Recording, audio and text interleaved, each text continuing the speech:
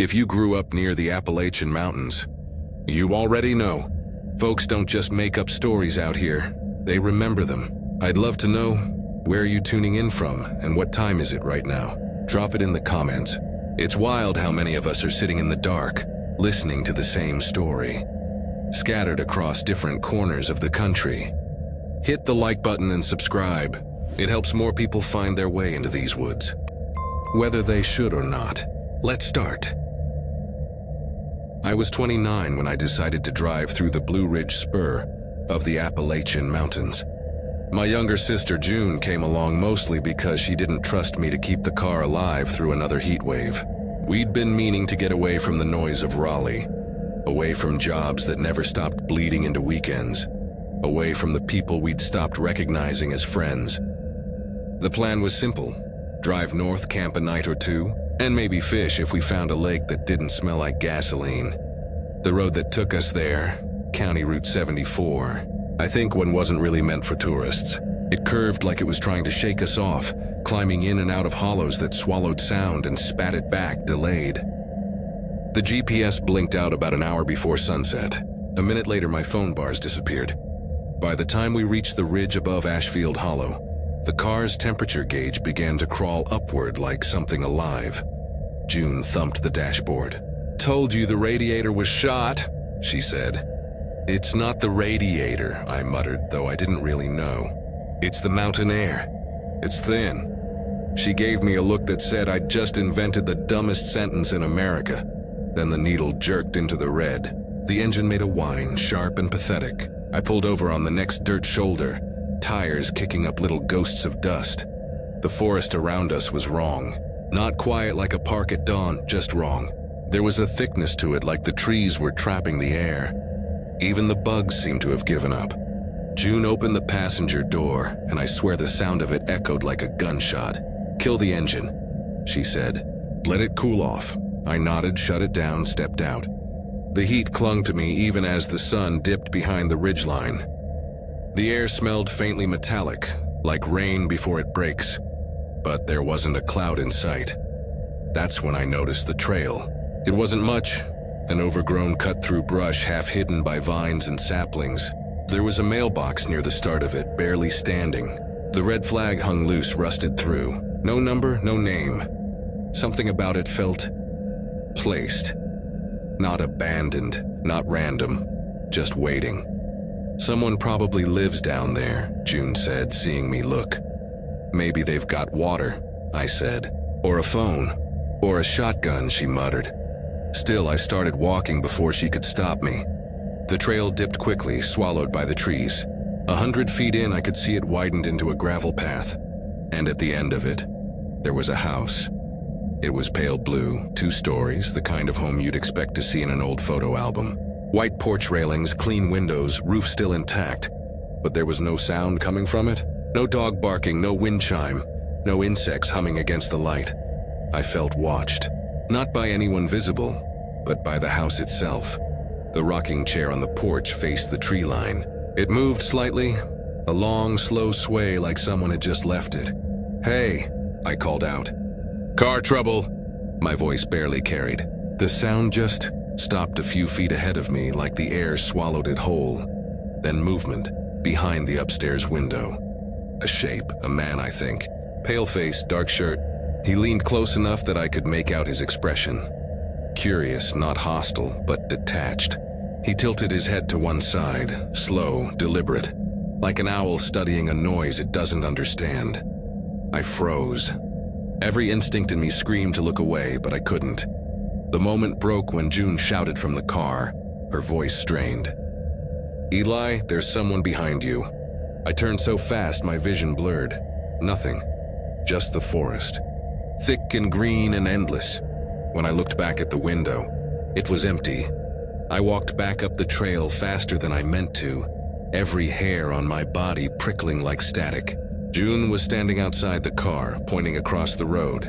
She walked right through there, she whispered. "Who?" There was a woman, barefoot, long nightgown. She crossed the road, went into the woods. Didn't look at me, I followed her gaze. The undergrowth looked undisturbed, just ferns and shadow. You probably saw the reflection of "I know what I saw," she snapped. I didn't argue. We got back in the car. The engine roared back to life instantly, like it had never overheated at all. The gauge, though, still sat deep in the red. We drove. 10 minutes later, we hit a split in the road. 3 directions. No signs, no markers. Just dirt paths framed by dark pines. The middle road looked the least ruined, so I took it. The light faded fast. Not sunset, just sudden darkness, like the sky forgot to fade properly. June's hand hovered near the dashboard. "You smell that?" I did. It wasn't oil or rubber, it was something wet, old, like standing water in a sealed room. That's when the headlights caught her. The woman, same pale nightgown, hem soaked in something black. Her head was tilted, listening to the woods instead of facing us. I hit the brakes. The car jerked to a stop. She was gone. Just like that, June screamed my name. We jumped out, flashlights cutting through the dark. Nothing, no footprints, no broken leaves. We got back in the car and didn't speak. A few miles later, the road began to look familiar. Too familiar. The same mailbox appeared on our right. Rusted flag, bent post. The same pale blue house at the end of the drive. June whispered, "Eli, tell me you didn't turn around." I didn't. The rocking chair on the porch was moving again. Back and forth. Back and forth, no wind. I pressed the accelerator. The trees blurred by.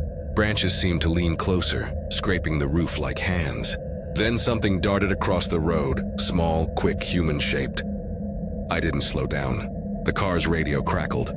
Shouldn't have. We'd lost signal hours ago, but a sound came through anyway. A voice, female, barely above static. "Come back." June slapped the dial. "Turn it off." The sound died instantly. We drove in silence. Then, for the third time, the road bent right. And there it was. The house. The same curve of driveway. The same porch. But now every window glowed faintly from inside, like there were candles in every room. I didn't stop this time. I swerved hard left onto a narrow gravel path that I swear hadn't been there before. The car fishtailed, skidding across moss and wet leaves, but it kept going. Behind us, the light from the house dimmed. Then it vanished completely. The new road climbed fast, cutting through dense timber. The sky opened above us for a moment.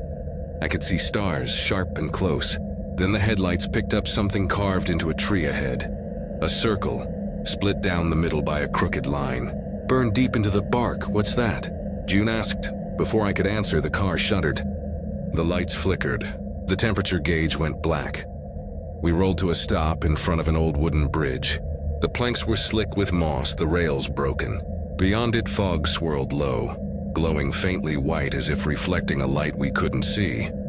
June's voice cracked. "Eli, I don't think that bridge is real." I stepped out anyway. The boards creaked but held. The air on the other side felt different, thicker, warmer, almost humming. Then I heard it, a low hum, rhythmic, human, a woman's voice singing under her breath. Not a tune, just sounds. I turned slowly. June stood by the car, flashlight trembling in her hand. "Do you hear that?" I asked. She nodded, eyes wide. "It's behind you." Something moved in the fog. A shadow, long-limbed, slow, crawling forward on hands and knees. As it reached the light, I realized its arms were far too long, its face hidden by a curtain of hair. The same soaked nightgown. I ran. We both jumped in the car. I slammed reverse. Tires spun, gravel spat. The shape crawled faster, scraping against the planks. It reached the edge of the bridge, stood upright, and for a second I saw its face, or what was left of one. Skin cracked like dry clay. No eyes, just 2 sunken hollows that bled black. Then the car jolted backward, engine roaring like it had never stalled. We tore up the road, back through the trees. But it wasn't the same road anymore. The forest had changed. The trees were pale now, bone white, stripped of bark. The stars above us were wrong, too many, too close. June started crying. I kept my foot on the gas. After what felt like hours, the trees thinned. A glow ahead, orange and artificial. We burst onto asphalt. A gas station sat at the bend, neon sign flickering. Service 24 hours. I didn't even check the fuel. Just parked, stumbled inside. The clerk looked up, unimpressed, like he'd seen this 1,000 times. "Long drive?" he asked. I nodded, shaking. You could say that. He looked out the window. Came through Route 74, huh? I frowned. Yeah, why? He smirked as if amused by my confusion. You ain't the first ones. Folks get turned around up there sometimes. The locals call that stretch the Widow's Loop. They say there used to be a woman who lived alone on that ridge. Lost her husband in the mines back in '58. When the road went through her land, she stood out there every night in her nightdress, waving a lantern at passing cars, hoping one of them was him. After she died, people started seeing her again. Some say she just wants a ride home. I swallowed hard. We saw her.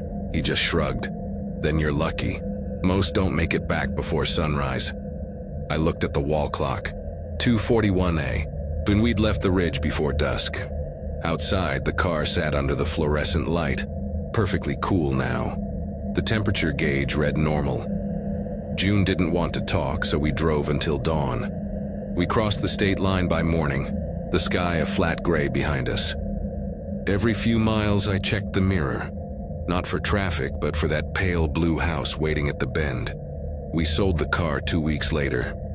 Neither of us ever took Route 74 again, but sometimes, on hot nights when the air feels heavy and the woods go silent, I swear I hear a faint creak, like a rocking chair on a porch just out of sight.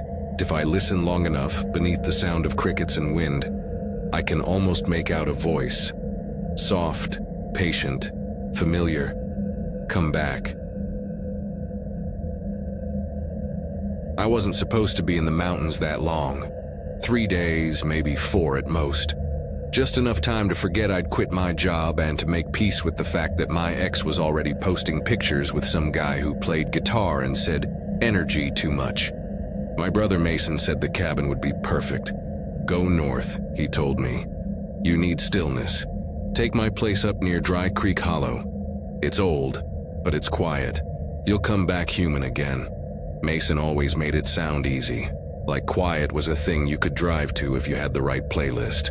The cabin sat at the end of a dirt road barely wide enough for one car, hemmed in by black pines that swallowed the sky. No signs, no neighbors, no hum of power lines. Just a single sagging structure that looked less like it was built there and more like it had grown out of the ground. The porch leaned forward, its boards warped and soft. The windows were fogged from the inside like they were breathing. The lock was rusted, but the key worked. Inside, the place smelled like cedar and dust. There was a cot, a potbelly stove, and a single chair with one leg shorter than the others. A dead hornet lay curled on the windowsill. And that was it. I dropped my duffel on the floorboards, which groaned under the weight, and for a moment I wondered if the whole place would just collapse and bury me where I stood. Outside, the woods waited. The air was thick with that mountain stillness, the kind that feels heavy, like it's pressing you into the ground. The first few hours were fine, peaceful even. I made coffee on the stove, watched the trees shift from green to blue as the sun set, and listened to the creaks of the cabin settling. When the dark came, it came all at once. One moment there was twilight, the next there was nothing. The forest became a single black mass, and the sound, even the crickets, dropped away completely. I tried to sleep. It must have been around 1 or 2 in the morning when I woke up to the feeling that someone had just said my name. Not shouted, just said it soft, deliberate. Evan. I sat up so fast the cot squeaked under me. The room was empty. Lantern still glowing faintly on the floor, door shut, window locked. My heartbeat was so loud it felt like sound itself. I didn't sleep again until daylight started dripping through the cracks in the shutters. By morning I told myself it was just the echo of a dream. Stress, exhaustion, maybe the mountain air playing tricks. I brewed coffee that tasted like rust and tried to shake the feeling that I wasn't supposed to be here. I wandered a bit after breakfast. There wasn't much to wander to. The forest behind the cabin rose sharply up a slope, and there was no trail, no sign of where people might have walked before. About 50 yards up, I found what looked like the edge of an old fence. Only a few iron posts still standing, eaten by moss. The wire between them had rusted away long ago, and something else, a tree, half dead, with a symbol carved deep into the bark, a spiral that looped inward, breaking in the center like it had been snapped open. I touched it. The wood felt warm. That night I left the lantern on. I wasn't proud of that. At some point past midnight I heard it again, the faintest clink, like metal brushing wood. I held my breath and stared into the dim light. The mug I'd left upside down on the table was now upright, sitting dead center on the floor. I hadn't moved it. I didn't even get up. I just stared at it until my eyes blurred. When I finally picked it up and put it back, the ceramic felt warm, as if someone had been holding it moments before. The next morning I packed. I was done. I'd come here to clear my head, not to feel hunted. But when I stepped outside, I saw something that stopped me cold. There were footprints, bare footprints, leading from the tree line to the porch. Muddy, narrow, toes pressed deep like someone had stood there for a while before walking back into the woods. I should have left then. But the stupid, self-destructive part of me wanted to prove it was nothing, that I wasn't losing it. I followed them. The tracks led downhill, twisting between trees and rocks until they disappeared into the brush. I kept going anyway. The deeper I went, the more the forest changed. The air grew damp and smelled like metal again. No birds, no wind, not even the crackle of leaves underfoot. Just that pulsing quiet. Then I saw something silver hanging from a branch. It was an old key, tied with fishing line. Next to it, a child's mitten stiff with age. Another 20 steps and the trees opened into a small clearing. In the center sat a stone well, circular, low, moss-covered, the kind of thing that looks like it predates the town itself. Around it there were stacks of stones, 7 of them, arranged neatly, all the same height. I don't know why, but I counted them twice, and then I heard my name again. It came from the well. Not loud, not whispered, just said, Evan. The same voice as before, mine but not mine. Something deep in my chest locked up. I didn't move, didn't breathe. I just stared at the well's lip, waiting for something to rise. But it didn't. I backed away slowly, one step at a time. The forest seemed to shift around me, every branch bending slightly like the trees were leaning in to listen. When I finally turned and walked back, the path was gone. No sign of my footprints, no broken branches, just endless green and the sound of my own breath. It took me hours to find the cabin again. The sun was gone when I finally saw the porch through the trees. Only the door was open now, and the lantern light flickered inside, though I'd turned it off before leaving. The heavy wooden trunk I'd wedged against the door was gone. I found it sitting neatly by the stove, lid propped open, empty. And on the table, the mug again, upright, centered. That was it. I grabbed my keys and ran.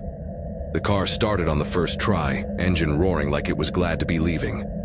I drove, east until I saw pavement again, until I found a gas station with buzzing neon lights and the smell of fried oil. The cashier was half asleep, middle-aged, with a cigarette hanging from his lip. "Came from Dry Creek, huh?" he asked without me saying a word. "How'd you—" "Don't matter. Not the first one to run out of there this month." He glanced out the window toward the ridge. "You see the marker yet?" I didn't answer. He smirked. "You'd know if you had. Some say the mountain keeps a memory for everyone who dies up there. Not ghosts, just copies. They don't know they're copies, though. They walk, they talk, they think they're still alive. But they're hollow inside, and they try to call the real one home." He crushed his cigarette in a styrofoam cup. "You best hope it wasn't your name that place learned." I left before he could say more. On the drive back, I couldn't stop checking the rearview mirror. Every time the headlights hit a tree or a sign, I half expected to see someone standing there. Once I swore I saw a shape in the middle of the road. Just a shadow, tall and still. But when I blinked, it was gone. By morning, I was back in the city. My apartment felt unreal.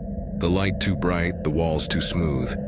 I showered twice just to convince myself the smell of the woods wasn't still clinging to me. For a few days, I convinced myself it had all been in my head. That isolation had cracked something open, until Mason called. "Hey," he said casually. "You made it back, right?" "Yeah, why?"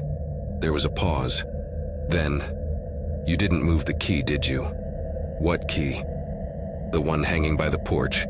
I keep it tied up there above the door frame." My stomach sank. "There wasn't a key there when I arrived," I said. Mason went quiet for a long time.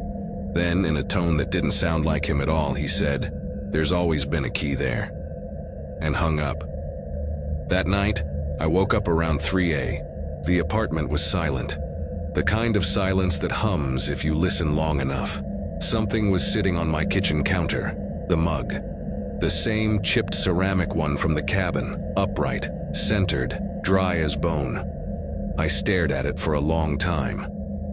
I didn't move it. I didn't touch it. I just waited, half expecting to hear my name again, low and broken, coming from somewhere too close. It didn't come that night, but I haven't been sleeping well since. The dreams started about a week later. In them, I'm back at the cabin. The forest looks smaller now, tighter. There's fog, thick and white, and a woman standing beside the well. Her dress shimmers like water in moonlight. She's whispering something, but the sound doesn't reach me. When I wake, my throat is raw, like I've been answering her. I moved apartments last month, 2 cities over. Told myself new walls would help. But yesterday morning there was a sound from the kitchen. A soft, deliberate clink. The mug, sitting in the middle of the floor again. And inside it something small and rusted. A key tied with fishing line. I was 19 the summer my dad decided to teach me responsibility by sending me to stay with his brother near a forgotten ridge called Wheeler's Notch in eastern Tennessee. I'd just dropped out of community college and crashed my car in the same week, so I didn't have much leverage. My Uncle Ray's place was supposed to set me straight, though I figured it was really about giving my parents a few quiet weeks to breathe without worrying what kind of mess I'd make next. Ray's house wasn't a house so much as a slow collapse that someone had given up on fixing. It sat halfway up a mountain road that ended at nothing. Roof slouched like it was tired, siding the color of old teeth. The porch slanted forward, one corner held up by a cinder block.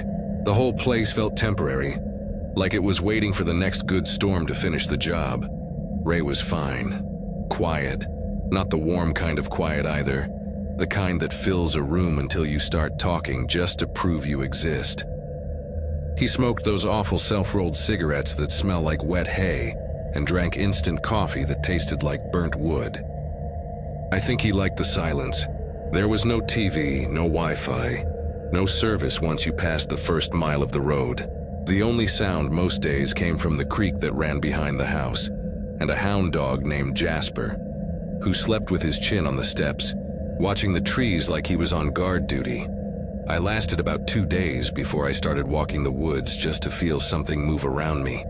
The trees there didn't look right. They grew too close together, their trunks wrapped in moss that looked almost black in the shade. Sometimes I'd hear something moving behind me, soft, rhythmic. But when I stopped, it stopped. Once I caught a glimpse of something pale darting between the trees, but it might have been sunlight catching on bark. I told myself that 100 times and it never quite stuck. When I mentioned it to Ray, he just said, "Don't wander past the scar." "The scar? You'll know it when you see it," he said. And that was the end of the conversation. He wasn't wrong. The next day, I found it. A clearing about 20 minutes past the old fence line where the ground dipped suddenly like a wound in the mountain. The trees stopped in a perfect ring, roots exposed, soil darker than the rest of the forest. A dozen burned stumps marked the edge, as if someone had tried to cauterize the land. I felt the temperature drop just standing near it. Jasper refused to step closer. He sat on the ridge above, growling low in his throat. I told myself it was fine. Probably some controlled burn, or maybe lightning had hit there years back. But something about the shape of the place stuck with me. It wasn't random. The clearing wasn't circular by accident. That night I woke to the sound of wood creaking. Not inside the house, outside from the trees. It wasn't wind, it was too measured, slow, a rhythm like someone shifting their weight just beyond sight. Jasper whined once, low and uneasy. I looked out the window. The tree line was a black wall. Nothing moved, but I could have sworn I heard something breathing out there, long and uneven, like the woods themselves were exhaling. The next morning, I tried to laugh it off. I told Ray maybe he had bears nearby. He didn't laugh. He said, "Ain't bears. Bears don't stay that quiet." When I asked what it was, he said something I didn't expect. Folks around here used to talk about the still one. He said it the way people mention things they don't believe anymore, but also don't joke about. Old story, he added, lighting another cigarette. Said there's something up there that don't move unless you move first. Some say it's the ridge remembering what it used to be. Others say it's the thing that keeps it that way. I laughed, mostly to fill the silence. So like a ghost? Ray didn't look up. Ghosts are the easy kind. I should have listened. The following day I hiked anyway. The air was thick with that weird kind of heat that doesn't break even in the shade. I passed the scar again and kept walking. The trees grew stranger the deeper I went. Trunks bent into arches, branches braided together like muscle. Then I saw it. A narrow track cutting cleanly through the brush, too straight to be natural, too thin for anything bigger than a person. Curiosity isn't brave. It's stupid wearing boots. I ducked through the gap. The air changed immediately. Heavier, muted, like stepping into a dream underwater. The light dimmed until it felt like dusk, even though my watch said noon. The sound of the creek vanished. That's when I noticed the smell, not rot, not animal. Metal, like blood on iron. I followed the path another 30 yards until the trees opened into a small hollow. In the center stood what looked like an old wooden frame. Not a cabin, not a shed. Just a tall, narrow structure made of dark planks lashed together by wire. It had no roof, no door. And in the middle, a seam. A single vertical slit that ran from top to bottom. The wood wasn't weathered. It looked dry, preserved, as though time skipped over it. I felt something in my chest then. Not fear exactly, but recognition. Like I'd seen that shape somewhere before and forgotten it until now. Jasper growled behind me. Before I could turn, the seam in the structure widened. Not like a door opening, more like something inside was pushing its way out. What came through didn't walk. It stretched. Arms first too long, fingers thin as branches. Then the shoulders, shifting with a sound like dry fabric tearing. Its head followed, narrow and smooth. Face blank except for the faint outline of where eyes should have been. I couldn't move. My brain said run, but my body was stuck between breaths. Then I heard it. A whisper that wasn't sound, like a thought dropped straight into my skull. Stay. My knees nearly gave out. Jasper barked once, a sharp, desperate sound that broke whatever held me. I turned and ran. The world blurred. Branches tore my shirt, roots caught my boots. The path twisted in ways I didn't remember. I swear the forest rearranged itself as I moved. Trunks shifting places. Shadows sliding ahead of me. When I stumbled back through the clearing, Jasper was gone. I called for him until my voice cracked. But the woods swallowed the sound whole. I didn't stop running until I saw the house. Ray was on the porch. He didn't look surprised to see me, just old and tired, like this had happened before. He set down his mug, pointed to the chair next to him. "Sit," he said. I sat. My hands wouldn't stop shaking. "You saw it." I didn't answer. He nodded slowly, as if that was confirmation enough. "You don't follow everyone. Just the ones who step past the scar. What the hell is it?" I finally managed. Ray took a long drag on his cigarette. The ember glowed orange against the dusk. "Some folks think it's a watcher. Keeps the mountain the way it was. Others say it's the first thing that ever lived here, and the woods grew around it. All I know is once you've seen it, it knows you back." That night I couldn't sleep. Every time the wind shifted, I thought I heard it. That long exhale again, close enough to fog the window. I left at dawn. Ray didn't try to stop me. He just said, "Drive fast until you hit a road with a name you recognize." I did. For the first hour, my eyes kept catching movement in the trees along the roadside. I told myself it was nerves, shadows, tricks of morning light. But when I stopped for gas 2 towns over, I noticed something that made my stomach turn. Across the station's parking lot stood a single wooden utility pole. On it, carved clean and deep into the surface, was that same narrow slit. I drove the rest of the day without music, without stopping. When I finally got home, I didn't tell my parents much, just that I wasn't going back. I tried to convince myself it had been a hallucination, some combination of heat and fear. But that night I woke to Jasper barking, loud, frantic. Only Jasper wasn't there. He hadn't been there since that day. The barking came from somewhere outside, low and distant at first, then closer. I got up, walked to the window. The yard was empty, but the trees beyond the fence swayed though there was no wind. Then, between them, I saw a figure. Tall, motionless, head tilted slightly as if listening. I blinked and it was gone. The next morning I found muddy paw prints on the porch. One set leading up to the door, one leading away. That was 2 years ago. I live in a city now, hundreds of miles from that ridge. I hear sirens instead of crickets. Sometimes at night though, when the noise dies down, I think I can still hear it. The faintest whisper threading through the hum of the refrigerator, like breath against the inside of a wall. It doesn't say my name anymore. Doesn't need to. I know it's waiting for me to move first. I was 21 the summer my mom decided I needed discipline. That word meant something different to her than to anyone else. In her mind, discipline meant sending me to my great-uncle's old chapel up near Mariner's Gap, a forgotten pocket of the Appalachian foothills where radio signals die and cell phones become expensive paperweights. Uncle James wasn't really a preacher anymore. He'd stopped holding services long before I was born, but he kept the place open. Said, "Someone's got to look after the ground the dead sleep on." The old chapel sat crooked at the base of a ridge, its white paint blistered into scales. Behind it, a scatter of weather-worn gravestones leaned like they were trying to listen to one another. The county called it condemned, but James refused to leave. He said the church had a pulse yet. My mother called that dedication. I called it delusion. Every Saturday, she'd drop me off at dawn with a lunch bag and a gallon of water, promising to pick me up when the good Lord was done with me. James would hand me a rake or a bucket of lime, point vaguely toward the weeds, and that was that. He never raised his voice, never smiled, just drifted from grave to grave like he was checking attendance. The first few weeks weren't awful, just dull. The air always smelled of iron and pine tar, the kind of scent that sticks to your clothes. James talked to himself under his breath when he worked.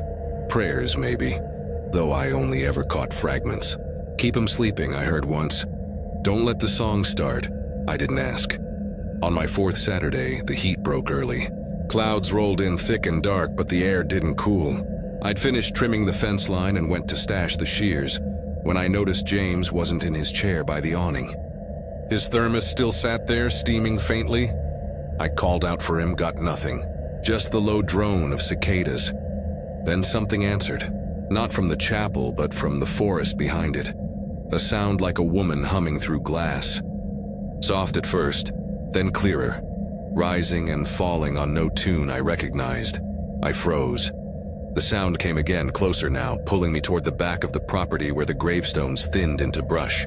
I told myself it was the wind, but there was no wind. Every leaf was still. The trail behind the church wasn't really a trail, more like an old animal path, narrow and slick with moss. The deeper I went, the dimmer the light became, until the sky turned to green shadow. The humming stopped. That should have been my cue to turn around. Instead, I saw her. At first, I thought she was a statue. She stood half concealed between 2 crooked maples, skin gray-white, dressed the color of damp ashes. Her hair hung in a single braid down her back, too long to be real. She didn't move, didn't breathe. Just was, then her head turned, but not the way it should have. The motion was too slow, too heavy, as though her neck resisted it. Her face came into view by degrees, and I realized she wasn't gray at all. Her skin was stretched tight like paper soaked and dried again. Her eyes, if you could call them that, were hollow. Not dark, not shadowed, hollow like someone had carved clean tunnels through her skull. I could see the trees behind her, swaying faintly inside the sockets. My body locked. Every instinct screamed to run, but I couldn't. The world felt thick, syrupy.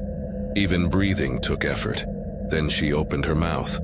The humming returned, louder now, vibrating through the air instead of floating on it. The sound wasn't coming from her throat. It was spilling out of the holes where her eyes should have been. That broke me.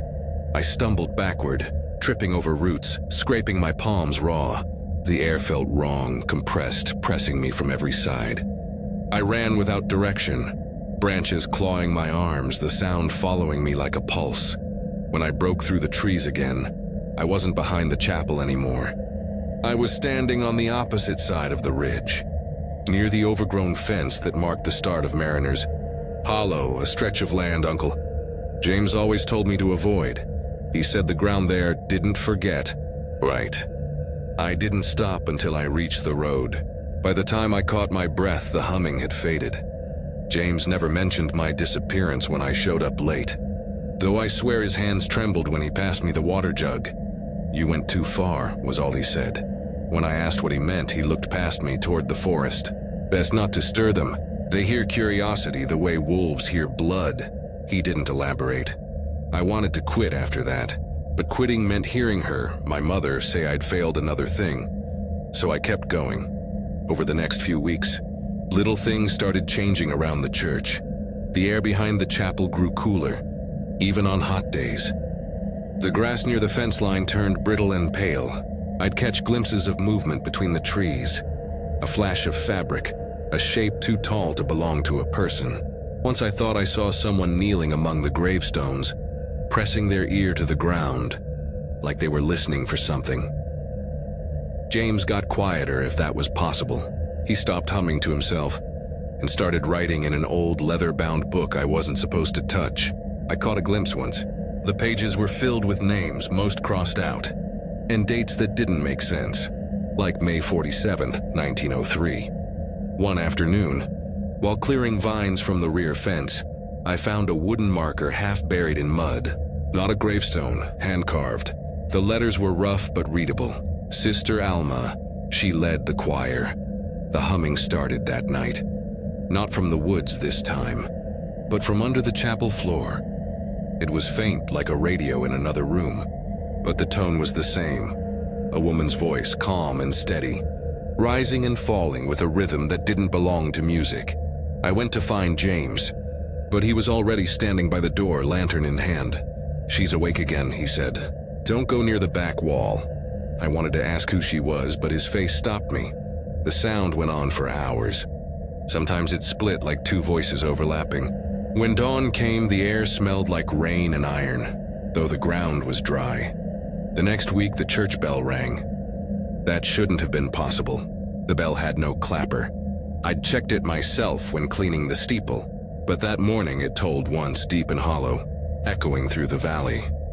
James went pale. "It's calling the rest," he muttered. "They'll think it's time again." He packed a small wooden box, told me to stay put, and walked toward the ridge. He didn't come back. I waited until sunset before following the trail. The forest was worse this time. The trees seemed closer, the paths shorter. I called his name, but the sound barely carried. When I reached the hollow, the air hummed so low it made my bones ache. And there, half sunken in the mud, stood the remnants of another church. Smaller, older. Roof gone, walls collapsed inward. The bell from the main chapel hung crooked from a nearby branch. Rope still swinging, though there was no wind. Beneath it stood a group of figures. They weren't solid, more outlines than people, but I could make out faces blurred like frost on glass. Their mouths moved together, no sound at first, then a single word drawn out into a tone that pierced my chest. "Join." And in the center of them, her, the hollow-eyed woman from before, arms outstretched, mouth open in that impossible hum. The others turned their heads toward me. Not their eyes, their heads, swiveling in unison like broken puppets. Something touched my ankle. I looked down and saw a hand, pale and bloated, reaching from the soil, fingers curling around my boot. I kicked free and ran. I don't remember how I got out. One second the forest was closing in, and the next I was stumbling onto the gravel road, lungs burning. The church lights were out when I returned. The door stood open. Inside, dust hung thick in the lantern glow. James's chair was empty. His thermos was still warm. On the desk sat his leather book open to the last page. 3 words were written there, shaky and rushed. The choir remembers. I called my mother that night and told her I wasn't coming back. She didn't argue. I think she heard something in my voice she didn't want to question. Weeks passed. No one found James. The sheriff said he probably wandered into the woods and got lost. They said it kindly, like saying it softly made it true. But they never found his footprints past the clearing, just a stretch of flattened grass that led nowhere. I still dream about that place. Sometimes I hear the bell again.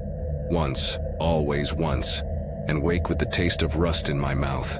Sometimes I catch myself humming without realizing it, the same patternless melody I heard in the woods. Last month, a letter came in the mail. No return address. Inside was a single black and white photograph.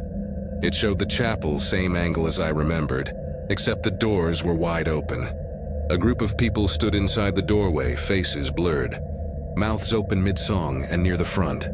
Uncle James, smiling faintly. On the back, written in pencil, were the same 3 words, the choir remembers. I burned the photo that night, but sometimes when my apartment goes quiet, I hear faint music seeping through the floorboards. Low voices, a single tone, humming from somewhere below, and I realize it isn't coming from the floor. It's coming from inside my chest. When my aunt called asking if I'd help her son fix up the old hunting cabin near Marrowbone Ridge, I said yes before thinking about it.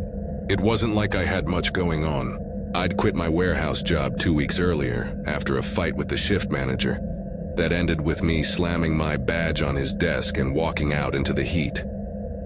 My girlfriend had packed up her half of the apartment the next day, which made the silence worse. So, when Aunt Ruth said my cousin Colby needed help pulling up rot and patching holes in the floor, I figured a week in the hills might be cheaper than therapy. Marrowbone Ridge wasn't on most maps anymore. The GPS stopped working 15 miles before the turnoff, and the road that led there was little more than a scar through the trees. Loose gravel, ruts deep enough to swallow tires, and no guardrails where there should have been. Colby's truck groaned its way up until the forest closed in overhead like a throat. "It's not that bad once you get used to it," he said. His tone didn't match his words. The cabin sat about halfway up the ridge, built on a slope so steep that one corner of the porch hung suspended over open air. The boards bowed like tired knees. The chimney leaned slightly left. The bricks blackened from decades of smoke. The windows reflected nothing but trees. "Granddad built it himself," Colby said proudly, killing the engine. "Hasn't been used much since he died, though." He didn't say why, and I didn't ask. Inside smelled of pine resin and something older. Maybe oil, maybe the ghost of wet fur. A single cot was pushed against the wall beside a cold fireplace. The floorboards flexed under every step, and something had nested in the rafters. It was quiet in a way that wasn't peaceful. No birds, no insects, not even wind through the trees. Just still air that felt like it was holding its breath. Colby dropped his pack beside the hearth. "You can take the cot. I'll stay in the shed. It's cleaner." That struck me as odd. The shed was barely big enough to hold a mower, but I didn't argue. I was exhausted. We worked most of the next day, prying up warped boards and hammering in replacements. Sweat ran down our backs and left dark stains on the wood. Every so often, Colby would stop and stare at the far corner near the fireplace, where a square section of floor looked slightly darker than the rest. He said nothing about it, but he always stepped around it. By sunset, we'd replaced half the floor and burned the rotted planks out back. The fire gave off a sour smell, like something chemical caught in the grain. "Don't stay up late," Colby said before heading down the hill. "The nights here carry sound weird." "What kind of sound?" He just shrugged. "You'll know it if you hear it." That night I couldn't sleep. The silence pressed against my ears. Every time I closed my eyes, it felt like someone was standing just out of view. Around 2 in the morning, I gave up, grabbed a flashlight, and stepped outside to take a leak. The forest was perfectly still. No wind, no stars. The sky looked heavy, like it was hanging too low. When I turned back toward the cabin, I saw movement inside. A shadow passed across the wall. Slow, deliberate. It wasn't mine, I froze. The door was still latched from the outside. I would have heard it open. The beam of my flashlight trembled as I stepped forward. I could hear something inside. A faint, wet dragging sound, like fabric sliding across wood. When I pushed the door open, the noise stopped. Everything was exactly how I'd left it except for one thing. My hammer lay on the floor in front of the fireplace, handle pointing toward the dark square section of boards. And there was a hole now, small, maybe 3 inches wide, right through the center of that patch. The edges looked burned. I leaned closer. The air leaking from it was cold. Not cool, cold, and it smelled like iron. Then something exhaled. It wasn't a gust of air or a draft. It was breath, ragged, wet, and right below me. I stumbled back, kicked the hammer, and nearly fell. The boards around the hole creaked, bending inward slightly, as if something beneath them shifted. That was enough. I grabbed my bag and bolted for the door, slamming it behind me as I ran down the slope toward the shed. My light swung wildly across the trees. Colby was awake when I burst in. I heard it, he said before I even spoke. You shouldn't have stayed up there alone. What the hell is it? I demanded. He looked down at his hands. Do you remember how Granddad used to talk to himself? Yeah. He wasn't talking to himself. The way he said it made my stomach drop. Colby told me that after their grandfather died in the cabin back in '96, nobody would go near it for years. Hunters avoided the ridge entirely. People said they heard someone crying inside on moonless nights. A man's voice at first, then something else. He believed the land had rules, Colby said. Said he found a cave once up under the ridge. A tunnel that ran deep, deeper than any coal shaft around here. He called it the Morning Hollow. Said the mountain had a heart that could listen, and if you talked long enough, it'd start talking back. I wanted to laugh, but I couldn't. What do you mean, talking back? He kept a hole under the cabin, Colby said softly. Built the floor over it like a lid. Used to sit there for hours, whispering into the dark. Said he could hear his wife again. I didn't want to ask, but I had to. And now? Colby stared toward the cabin, barely visible through the trees. Now it answers to anyone who opens it. We didn't go back that night. At dawn, I climbed the hill alone. I wanted to prove it was just some animal burrow, that I hadn't lost my mind. The cabin looked different in daylight, smaller, harmless. The air still smelled faintly metallic, though, and flies buzzed around the open door. Inside, the hole was bigger. The edges splintered outward, as if the wood had been pushed from below. Around it, the dust had been disturbed by bare footprints. Long, narrow, pressed deep like the floor was soft clay. I crouched to look closer. Something glimmered in the dark beneath the boards, wet and shifting. Then faintly I heard a sound, a whisper. My name. I jerked back so hard I cracked my head against the hearth. The whisper didn't stop. It was coming from below, my own voice repeating my name in the exact cadence I use when introducing myself. Ethan. I ran. Halfway down the hill, the ground gave under my boot. The soil there was soft, sunken, like something had tunneled beneath it. When I pulled free, the smell hit me. That same iron rot. I didn't go back for my tools or my bag. I just kept walking until I found Colby's truck. He didn't argue when I said I was leaving. Just stared at the ridge and muttered, "Guess it wants someone else to listen now." I drove until the forest thinned, until cell service came back. I slept in my car at a gas station. By morning, I almost convinced myself I'd imagined it. Then Colby called 3 days later. His voice sounded hollow, far away. "You didn't close it," he said. "You left it open." I started to respond, but the line went dead. I tried calling back for hours. Eventually, the number stopped ringing altogether. The following week, Aunt Ruth phoned. She said Colby hadn't come home. Search teams found his truck still parked at the base of Marrowbone Ridge. His tools were gone, and the cabin door stood open. They said the inside looked like it had been flooded. Watermarks up to the windowsills, though the floor was dry. No sign of him. That night I dreamed I was standing in that cabin again. The air was thick and cold, and the whispering came from everywhere. Only this time it wasn't saying my name. It was saying something else, slow and deliberate, in a voice that almost sounded like his. Still listening. When I woke, the house was silent. I went to the kitchen for water, and that's when I noticed the smell, metallic, damp.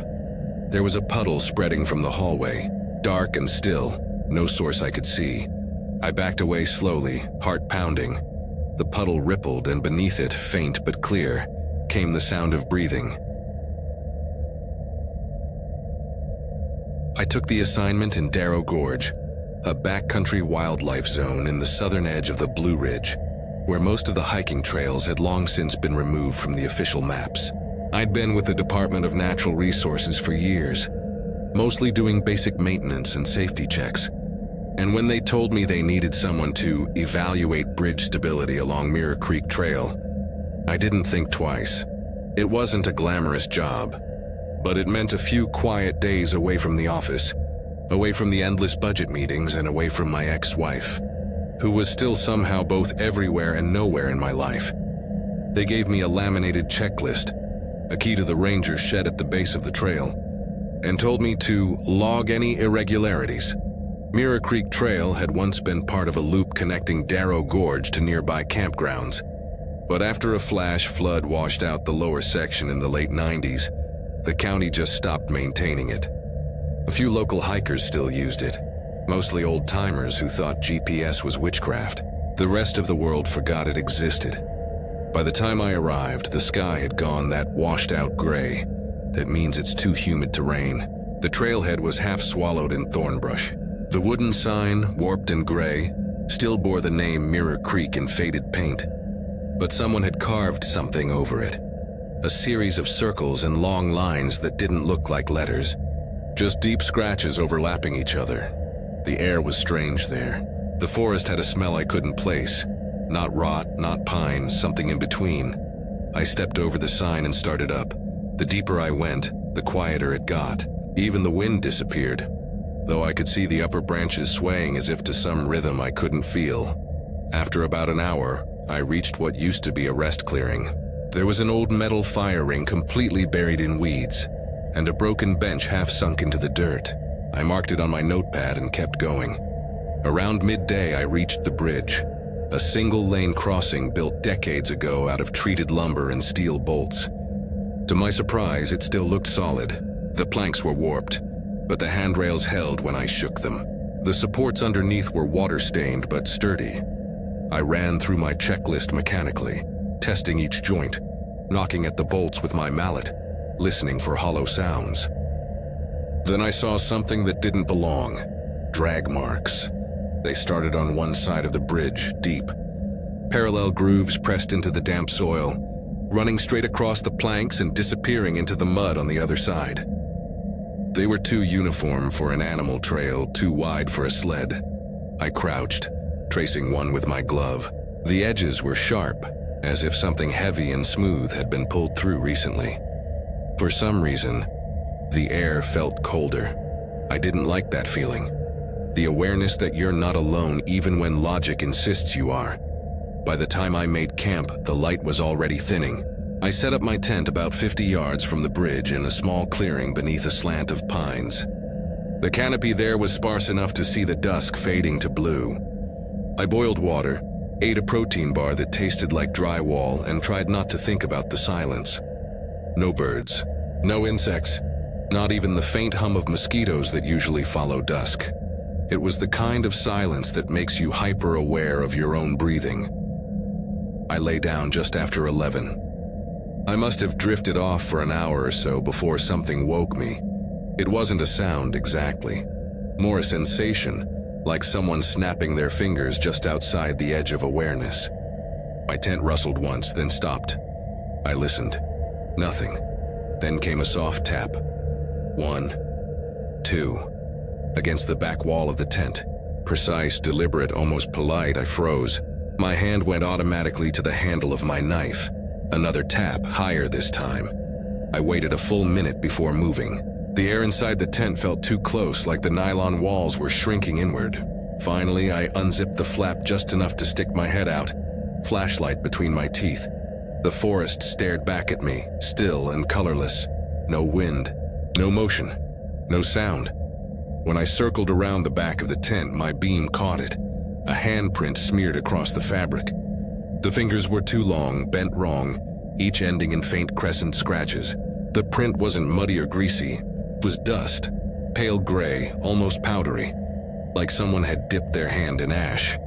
I backed away slowly, scanning the tree line. Nothing. I didn't sleep after that.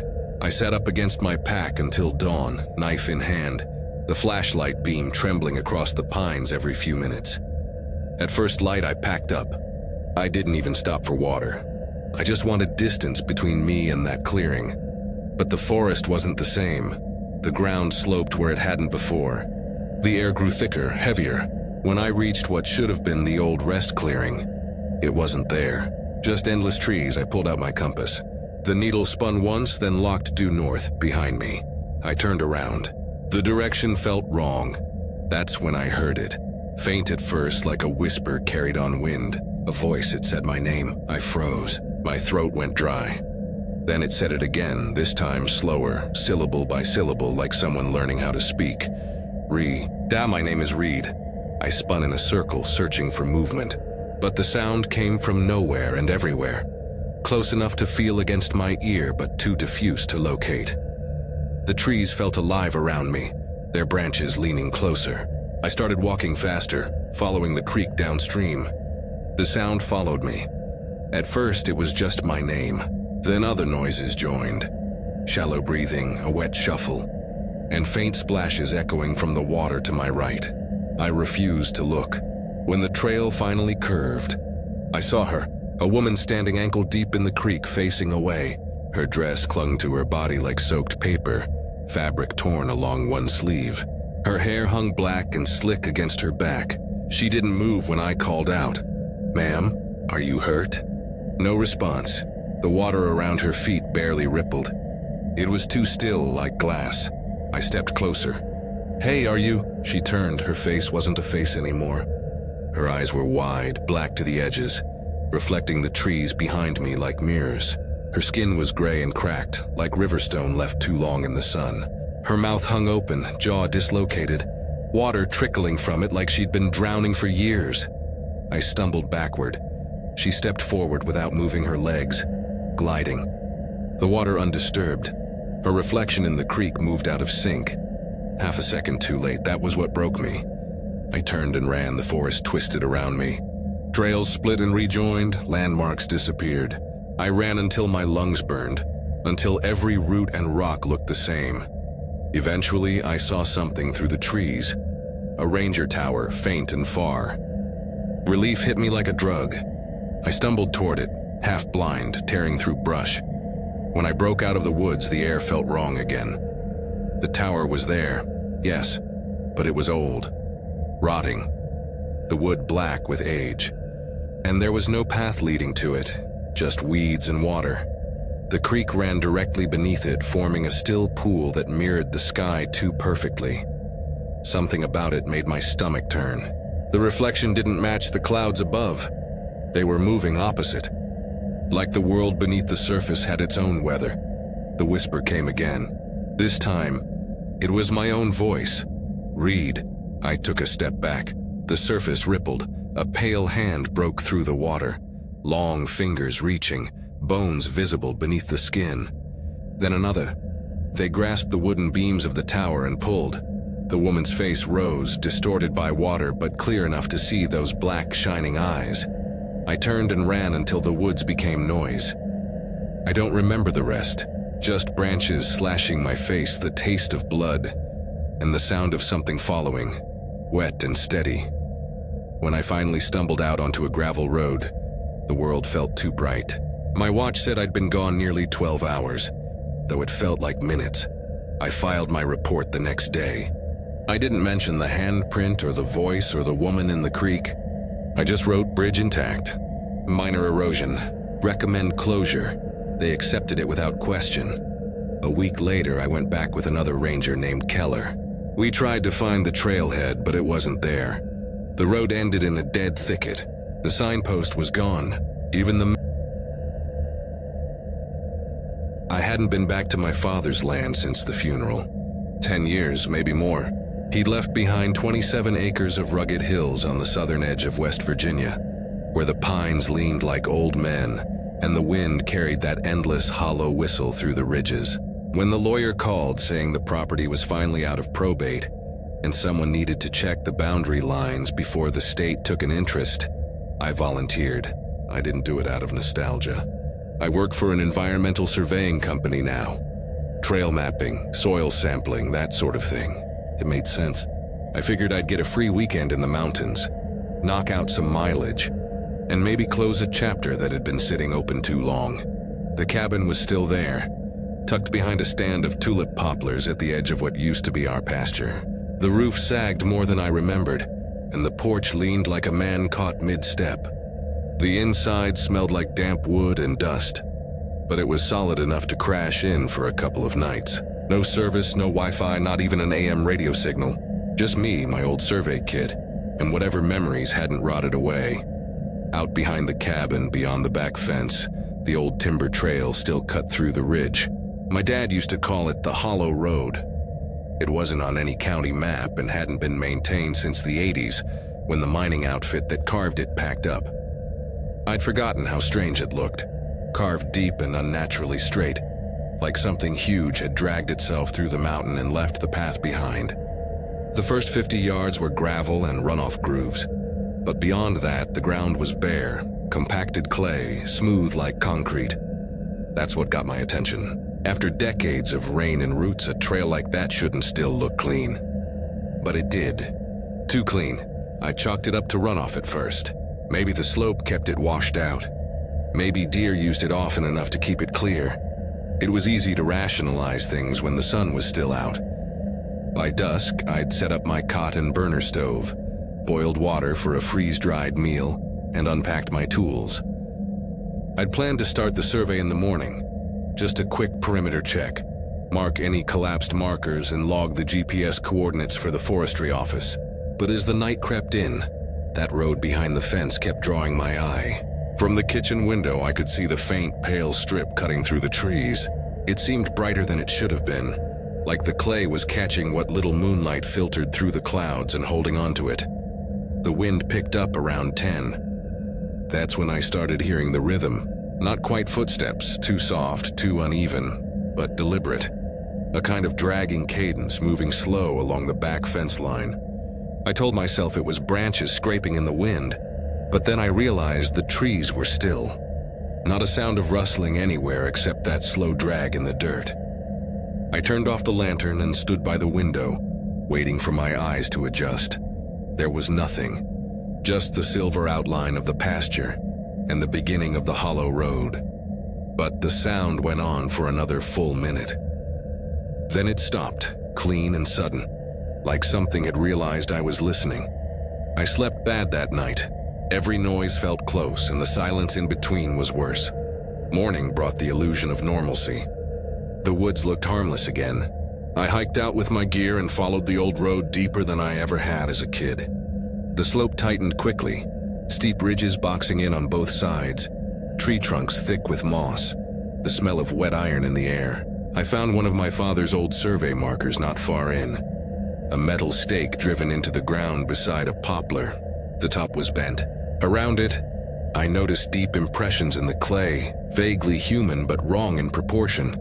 The heel and arch were there, but the front spread too wide, like whoever left it had toes that flared out like a fan. Further along, I found something stranger. A torn piece of reflective orange fabric tangled in a low branch. Looked like it came from a high-visibility vest, the kind miners or road workers wear. But it was clean, new, not sun-faded. I pocketed it, thinking maybe some poachers or survey crews had been through recently. Around the 3rd mile, the air shifted, colder, thinner, and quieter than before. Even the birds had stopped. That's when I saw him. He was maybe 60 yards ahead, standing dead center on the trail, turned away from me. At first, I thought he was a hunter. He wore a heavy, long coat, dark brown with shearling trim, but something about the way he stood looked unnatural. Too stiff, like he'd been planted there. I called out, "Hey, you all right up there?"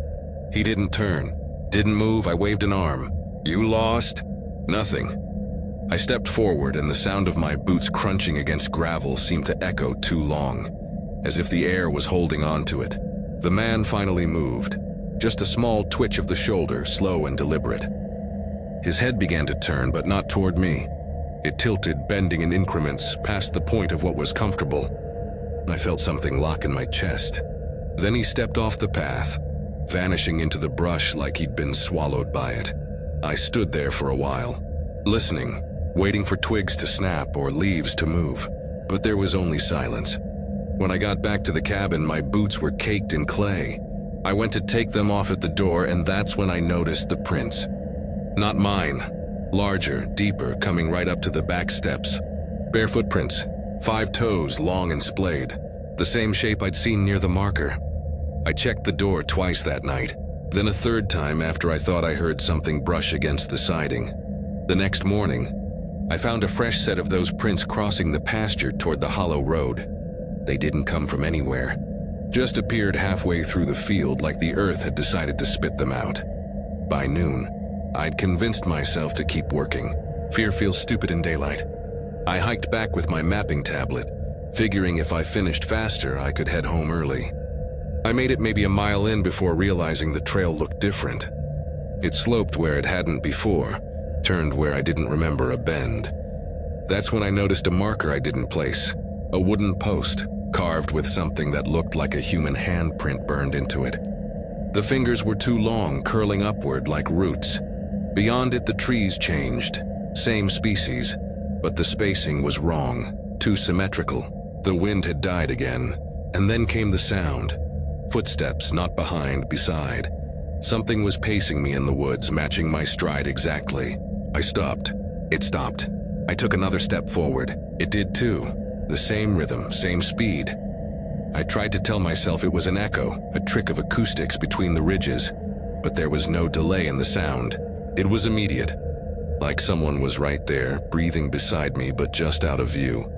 I caught a flash of movement through the trees, and my brain did that thing it does when it tries to fill in missing information. A shoulder, maybe a jawline. The flicker of a brown coat. I called out again, this time louder. "Who's there?" The answer came in the form of a voice that wasn't quite a voice. More like my own words being replayed half a second later. Softer, warped, but perfectly mimicked. "Who's there?" That did it. I dropped my pack and bolted downhill toward the stream bed. My breath came out in white bursts, and the trail seemed to stretch on forever. When I finally reached the creek crossing, I realized I'd gone farther than the map even recorded. I turned to look back. Something stood at the crest of the hill. Not the man exactly. Not anymore. It looked like him, but the proportions were wrong. Legs too long, torso too narrow. It bent at the middle as if learning how balance worked, moving in small jerks like it was practicing. When it tilted its head again, I saw it clearly this time. The way the neck stretched too far, the jaw unhinging slightly, as if it was testing the shape of the motion. And then it smiled. Not out of malice. More like imitation. I ran.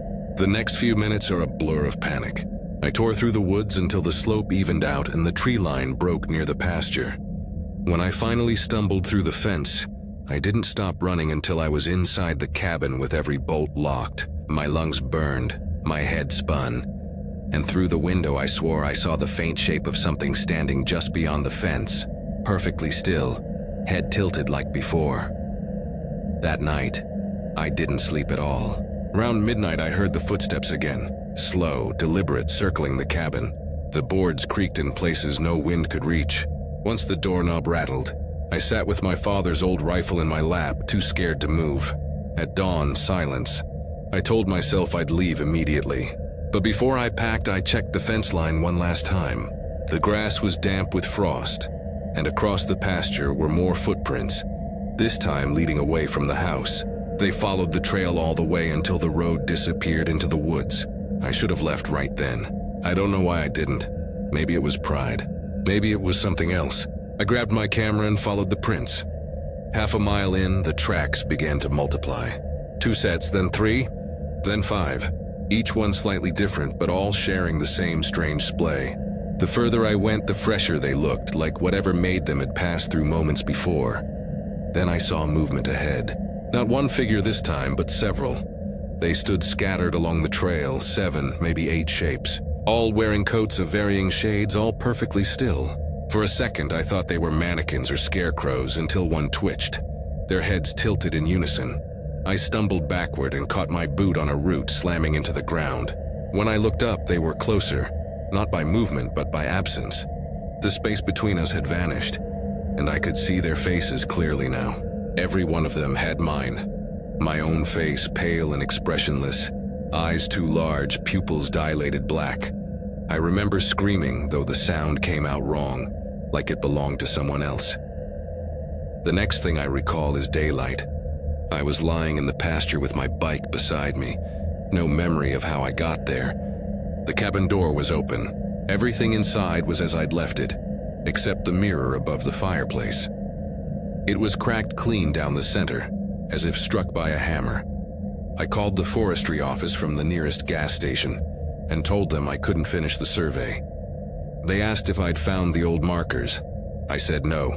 Then I drove home and promised myself I'd never set foot there again. That was 3 weeks ago. But last night, I found something hanging from the handle of my apartment door. A piece of orange reflective fabric, folded neatly. My name was written on it in pencil. This morning, when I opened my phone's photo gallery, I found a new folder I didn't create. Inside were 12 photos. Every one of them was of me, standing on that road, smiling. I wasn't supposed to be out there alone. At least that's what my sister said when I told her my plans.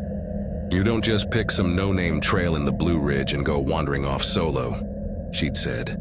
I laughed it off, told her I needed the space. After the breakup, after losing my job, I felt like I'd been breathing recycled air. The city had started to feel like a sealed box. Same streets, same pitying faces. I just wanted quiet. The plan was simple. Drive to the Pisgah National Forest, find a few forgotten trails, hike until I stopped thinking about everything I'd screwed up. I wasn't out there for enlightenment, just escape. I left before dawn, my old Jeep loaded with a day pack, a canteen, and an ancient paper map I'd found online. The trail I picked wasn't even properly listed. Some half-legible mention on a hiker's forum described it as the Ash Fork route, once used by logging crews in the early 1900s, now unmarked and mostly lost to time. The kind of path where no one would bother you, or find you if things went wrong. I parked at the edge of an overgrown pull-off. The morning light spilled through the fog like milk, soft and colorless. The woods were quiet except for the occasional ripple of wind through the trees. I strapped on my pack, stepped past the old forest gate and followed what was left of the trail. The first few hours were calm, almost meditative. Damp leaves underfoot, the low hum of insects, the smell of wet earth. Every few minutes I'd check the compass on my phone, though there wasn't much signal. I liked that, the silence of not being reachable. The further I went, the narrower the path became until it was barely more than a line of compacted soil snaking through the ferns. Around noon, I came across something that made me pause, a rusted mile marker. Nailed to a blackened post, the numbers worn away. Beneath it, embedded in the ground, was a horseshoe. Fresh, still half glinting under the mud. There hadn't been horses up here in decades, not since the logging routes closed. But the mud around it was soft and disturbed, as if something had stepped there not long ago. I brushed it off and kept walking. The air cooled sharply after that. The canopy thickened until the light itself seemed to dull. The colors drained to shades of gray and green, the kind of muted twilight that makes it impossible to tell the hour. I started noticing a smell, faint at first, then thicker. Wet copper and mildew. My first thought was animal carcass, maybe a deer downwind. But the smell moved with me. It clung to the air like a damp cloth. I tried humming, a stupid habit, but it made me feel less alone. The sound barely carried. The woods ate it up, as if the air itself didn't want to echo. Then I came to a fork that wasn't on the map. One path curved gently downward, the earth worn flat and soft, the obvious route. The other jutted sharply uphill, narrow and overgrown, blocked partly by a rotting log. At the base of that log, I saw something carved into the wood, a symbol. It looked like a circle with a line through it, crossed by a shape like a crude ladder, faded but deliberate. Beneath it, pressed into the mud, were barefoot prints. Large ones, too large for a man.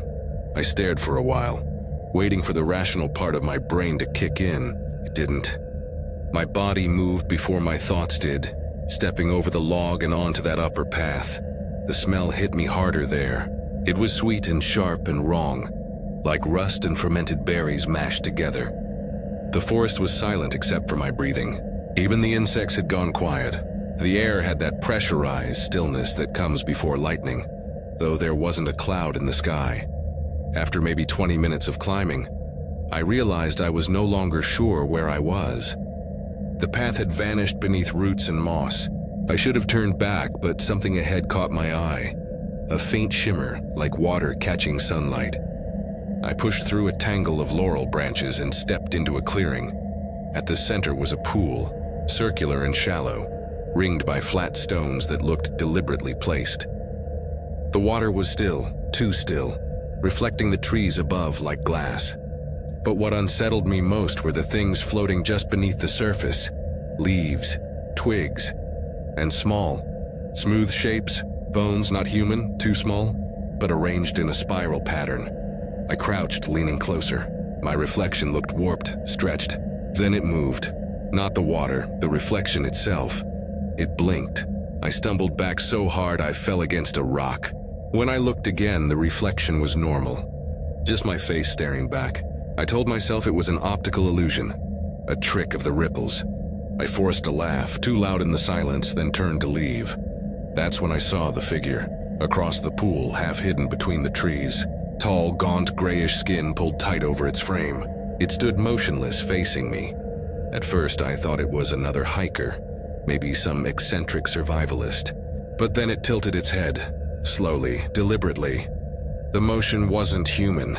It was too measured, too smooth, like a puppet on invisible strings. I called out before I could stop myself. "Hey, you okay?" But my voice sounded foreign, brittle. The figure didn't respond. Then it moved, not forward, backward, perfectly straight without shifting its weight or turning its body, like a film running in reverse. And then it was gone. I stood there, frozen for what felt like an hour. Eventually, my legs remembered how to move. I headed back the way I came, but the trail wasn't the same. The trees were closer, denser.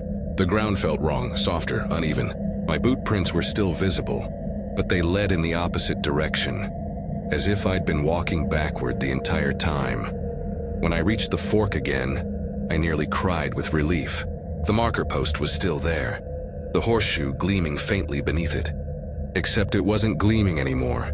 It was wet, and fresh blood dripped slowly from its edge. I didn't stop to think. I ran. The woods seemed to twist around me, every tree the same shape, every turn looping back to the same patch of ground. The smell was stronger now, filling my lungs, thick and sweet. Somewhere in the distance, I heard a whistle. High-pitched, tuneless, rising and falling like someone trying to remember a melody. Then came the voice. It was my own. "Hey, you okay?" I stopped dead. The sound had come from just behind me. The exact words I'd shouted minutes earlier, mimicked perfectly but slightly distorted, as though played through broken speakers. I turned. Nothing, just the dark mouth of the trail. My chest tightened. The air itself felt thick. When I started moving again, something moved with me. Not footsteps exactly, but a delay. A heartbeat after every step, another came. Soft, heavy, matching pace. By the time I saw the road sign, I was half delirious.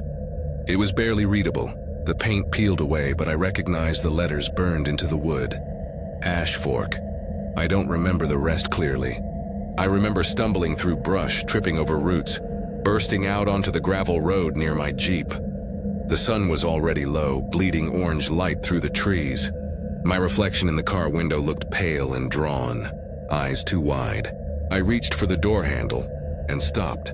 Someone had smeared something across the glass, brown and sticky. A crude circle with a line through it, the same symbol from the log. I wiped it away with my sleeve, got in, and drove. I didn't stop until I reached a diner off Highway 276. The waitress must have seen how shaken I looked because she asked if I was okay. I told her I'd gotten lost hiking. She frowned and said there hadn't been any trails near Ash Fork in decades, not since the floods buried half that valley. When I asked what she meant, she pointed to a faded newspaper clipping on the wall behind the counter. Logging camp collapsed, it read. 9 men lost in a landslide. Area closed indefinitely. The date was 1964. I drove home that night with the windows down, trying to breathe out the smell that clung to me. It didn't work. Even after showering twice, I could still taste it. That metallic sweetness in the back of my throat. 2 weeks later, I was scrolling through photos on my phone, the ones I took before things went wrong. That's when I noticed something strange. In the background of a shot from earlier that day, a tall, gray shape stood at the tree line. It wasn't there when I took it. I deleted it immediately. But the next morning it was back, not on my phone, printed a photograph, slipped under my apartment door. It was me, standing at the edge of that same pool, staring into the water, and behind me, reflected perfectly, something smiling. I haven't gone hiking since, but sometimes late at night when everything is still, I hear that same whistle again, faint, off-key, echoing through the vent above my bed.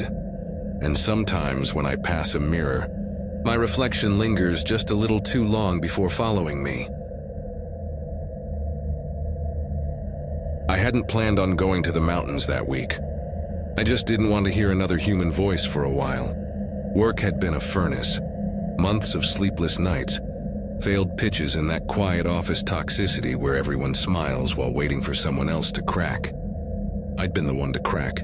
Told my manager I needed a few days to reset, which was corporate speak for I'm about to implode. He didn't argue, probably relieved. I drove west until the highways turned to one-lane roads, and the mountains started hemming in the sky. My destination wasn't on any map. I'd heard about it from an electrician named Royce who'd done contract work at my firm.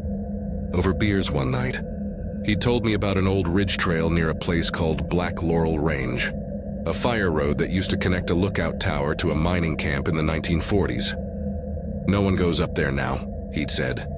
The forest took it back. I don't know why I remembered that story months later. Maybe because it sounded forgotten, a place no one cared about, which was exactly how I felt. I loaded a pack with essentials, threw my phone in airplane mode, and followed the route on an old Ranger map Royce had scanned and texted me. Most of the road was gravel, but after a few miles it disintegrated into ruts and mud. My truck gave up about halfway up the incline, so I parked under a half-dead pine and continued on foot. The air was wet and earthy, heavy with the smell of moss and rain. Every few yards I'd find fragments of the old trail, a splintered handrail, a concrete post half swallowed by vines, wooden steps buried in mud. The forest felt old in a way that didn't care about people. After 2 hours of climbing, the ground leveled into a clearing. There were 4 square slabs of concrete in the grass, the foundation of what must have been the fire tower. The trees around it leaned in tight, their tops shivering in the wind. I dropped my pack, sat on one of the slabs, and took a long drink from my canteen. My legs ached. My head felt empty in a good way. For the first time in weeks, I wasn't thinking about emails or presentations or who I was. Disappointing next. Then I noticed movement. At the tree line, someone was standing there. He wasn't close. Maybe 20 yards out, but he was facing me. A man, tall and wide-shouldered, wearing what looked like a dark work coat. I lifted a hand in a half wave, assuming maybe he was a hunter or local hiker. He didn't wave back, didn't move at all. After a few seconds, he turned, not abruptly, just smoothly, like a door on oiled hinges, and stepped backward into the trees until the darkness swallowed him. The air went still. I waited, listening for footsteps or branches cracking. Nothing. I got up, walked to where he'd been standing. The ground was soft but undisturbed. No boot prints, no trail, not even bent grass. It was as if he'd never been there. When I returned to the clearing, my backpack was gone. It wasn't misplaced. It was gone, vanished. I stared at the concrete slab where I'd set it, convinced I was just missing it somehow. I checked behind the bushes, circled the clearing twice. Nothing. My first thought was theft. Someone had been watching and grabbed it when I looked away. But that didn't make sense either. I hadn't heard a sound, and there was nowhere to run without crunching through brush.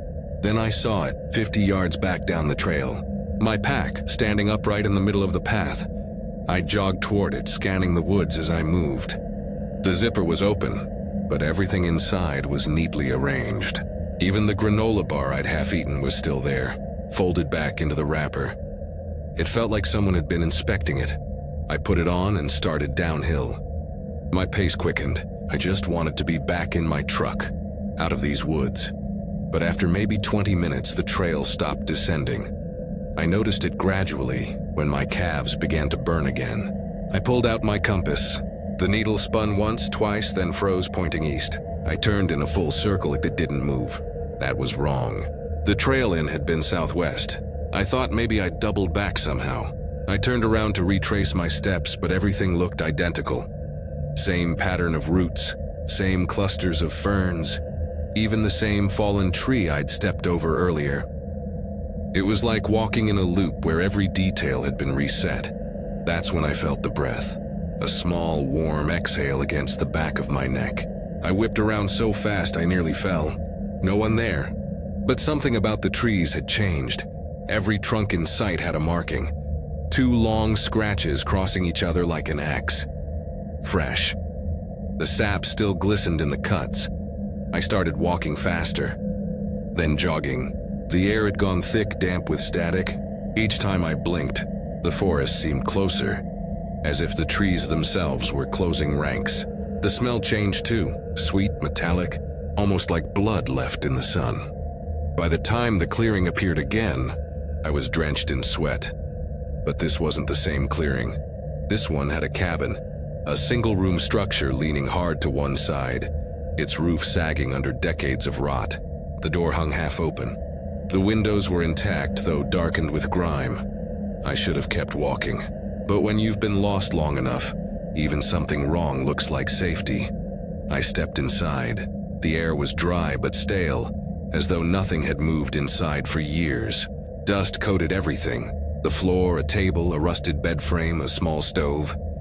On the table sat a Polaroid photograph face down. I flipped it over. 4 people stood in front of a cabin, maybe this one, their expressions blank, unsmiling. 3 men, 1 woman. Behind them, the same ridge I'd climbed that morning.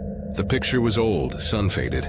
I was about to set it down when I heard the door close. No wind, no movement, just the quiet snick of wood against wood. When I turned, the latch was sealed. I tried to pull it open, but the handle wouldn't budge. The room had gone dimmer somehow, the light outside paling to gray. I looked back at the photo. It was different now. 5 people. The 4th man was me.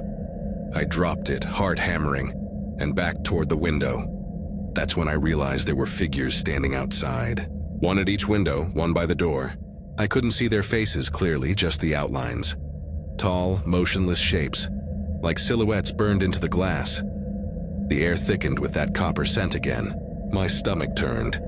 I grabbed a chair and slammed it into the window nearest me. The glass shattered, spraying dust and splinters. I didn't wait.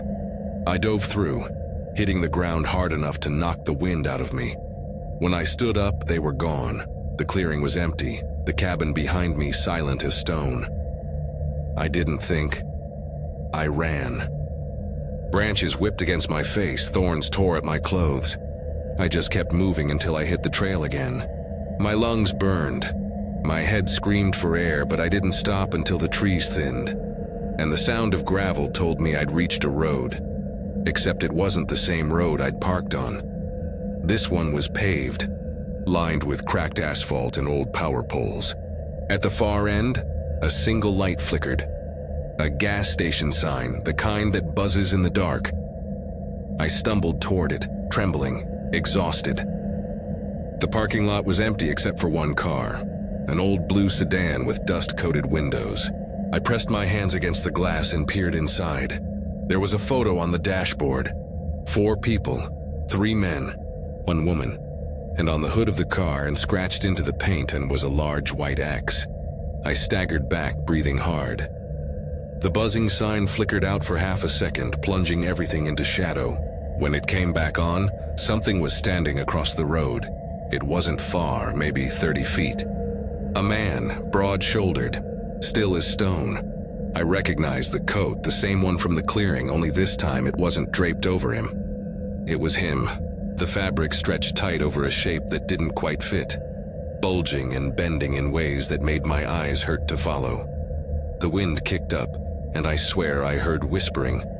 Not in words, but in breath, like dozens of voices exhaling at once. Then it began to move, not walking, shifting, almost vibrating, its form blurring in the air as if it were made of heat. For every step I took backward, it took one forward. My feet hit gravel, then the door handle. I yanked it open and fell inside the gas station, slamming it shut behind me. The lights inside flickered weakly. The store was empty, shelves bare. Behind the counter, an old radio crackled. A single voice came through, faint but clear enough to understand. Watching the ridge tonight. Storm moving down from Black Laurel.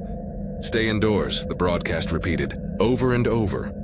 Outside, the shape had stopped at the glass door. Its face, if that's what it was, pressed against the pane, stretching the reflection into something grotesque. Then, slowly, it raised one hand and drew an X in the condensation. The lights went out. When I woke, the sun was shining through the window. The parking lot was empty. I used to chase ghost towns for fun. The kind of places that don't make it into history books. Old mining hollows, dried-up mill villages, spots the internet forgot. It wasn't about ghosts, not really. I was a travel blogger, barely making rent, driving an aging Subaru into the mountains with a half-broken camera, and a fascination for things that shouldn't still exist. Maya came along that summer because she needed a reason to leave home. Her long-term boyfriend had just cheated on her with someone who worked in the same bakery, and she wanted to be anywhere but Kentucky. I'd been documenting abandoned Appalachian towns for a series called Deadlines, so we figured we'd make a trip of it. No plans, no hotels, just a paper map and an old camping stove. We circled every town name that sounded strange. Widow's Turn, Cradle Hollow, Sleepy Elk. Maya labeled the route the Cursed Trail. I thought it was stupid at first, but we both ended up using the name. For 3 days we drove through forgotten hills, taking photos of collapsed bridges and schools with saplings growing through the gym floors. There was something peaceful about places that had already fallen apart. On the 4th day, we left the main highway and entered the Copper Ridge Basin, a section of the range so remote, even the GPS glitched. The road turned to dirt, the hills pinched closer, and radio static filled the car. That's when we saw the sign. It wasn't a welcome sign, just a rusted post with the faint outline of letters carved into it. Duison's Hollow. The first part was missing. Ellen's Hollow? Maya guessed. Or Eaton's? I said. We laughed. The air felt too heavy for laughing, though. The sky had dimmed, even though it was barely 4 in the afternoon. The forest pressed right up against the road, thick with moss and black pine. Then we turned the corner and saw the town. It looked, paused. Not destroyed, not even decayed, and just stopped mid-breath. Wooden storefronts with faded signage, porch swings creaking in the wind, a church steeple half collapsed but still holding its shape. Curtains still hung in the windows. Holy crap, Maya whispered, raising her camera. We parked near what might have been a post office. The air was so still it made our voices feel wrong, like we were intruding in a place that didn't want sound. Let's just get a few shots and go, I said. Maya crossed the street toward the church. Its white paint had peeled into scales, revealing gray wood beneath.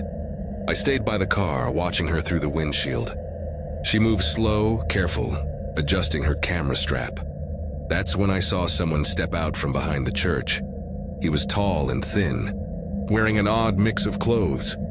A long duster coat over work pants, his shirt buttoned crooked, His hair was too dark, his face too pale, and he moved like his body wasn't built for walking.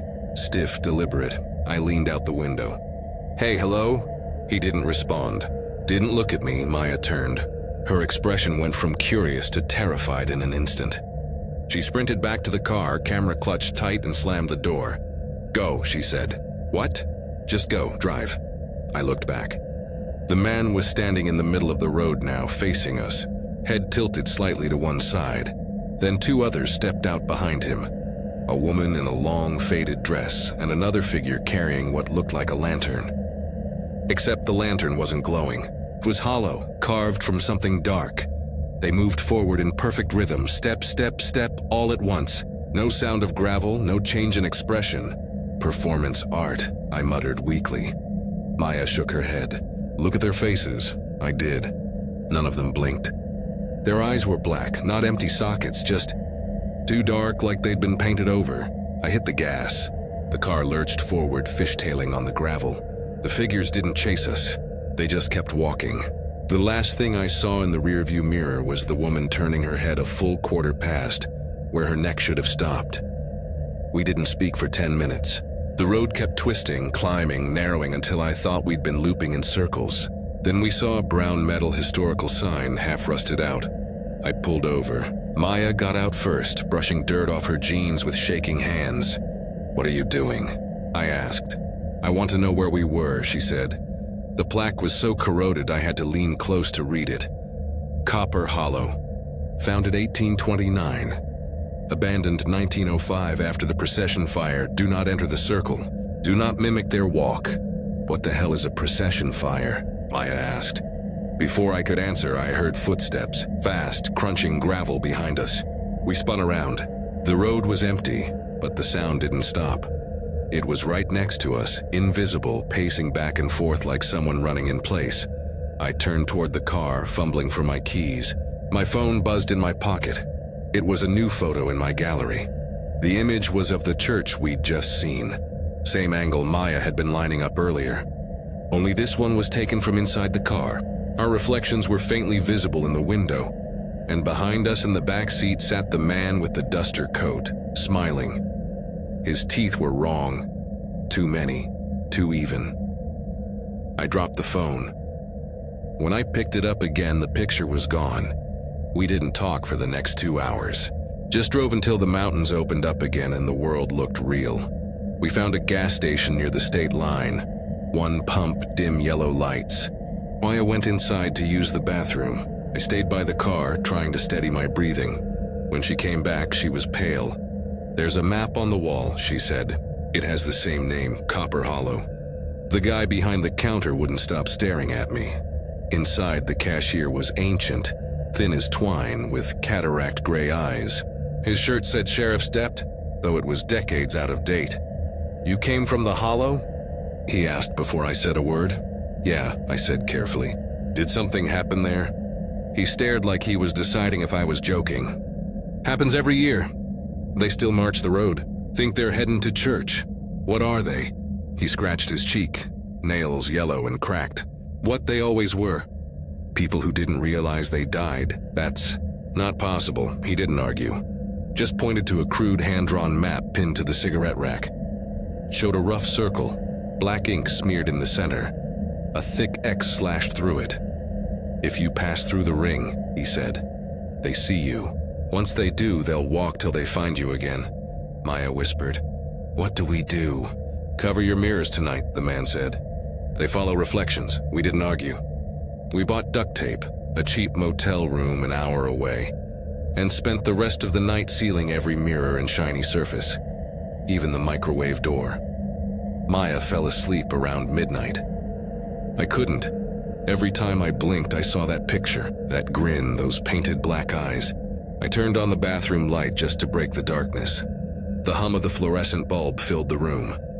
At 2:37 a.m., something tapped the window. 3 taps. Slow. Even. I froze. The window looked out over the motel parking lot, but the blinds were drawn tight. I told myself it was the wind. Then I remembered there wasn't any wind. I turned my head toward the bathroom mirror, the one we'd taped over.